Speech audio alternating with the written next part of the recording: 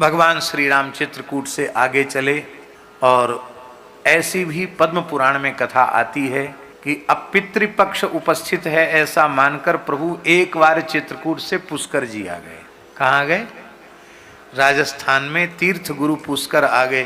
बोले भाई पितर पक्ष के पहले ही पुष्कर जी पहुंच जाना चाहिए, अपने पिताजी का पूर्वजों का 15-16 दिन तक श्राद्ध करना है।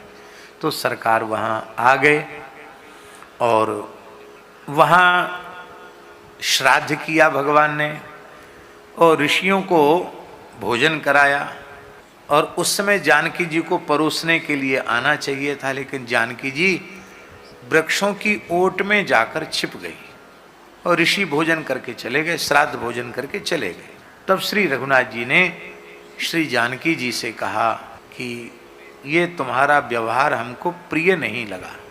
तुम यजमान पत्नी हो, तुम्हें श्रद्धापूर्वक इन ऋषियों को परोस करके जिमाना चाहिए था, जो भी कंदमूल फल बनाया था, क्योंकि भगवान वनवास के व्रत में है इसलिए अन्न नहीं ले रहे हैं।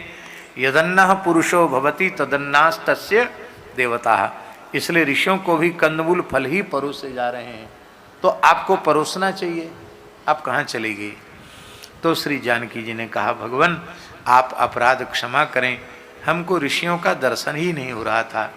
एक पहले आसन पर तो आपके पूज्य पिताजी बैठे थे, दूसरे आसन पर आपके पिताजी के पिताजी बैठे थे और तीसरे आसन पर आपके पिताजी के पिताजी के पिताजी बैठे थे। माने एक आसन पर महाराज दशरथ, दूसरे आसन पर अज और तीसरे आसन पर रघु जी का दर्शन हुआ। तो अब मैं कैसे अपने से बड़ों के सामने कैसे आती, वो भी तपस्विनी के वेश में।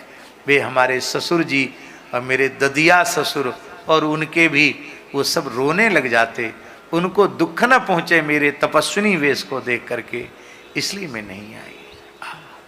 राम जी प्रसन्न हुए।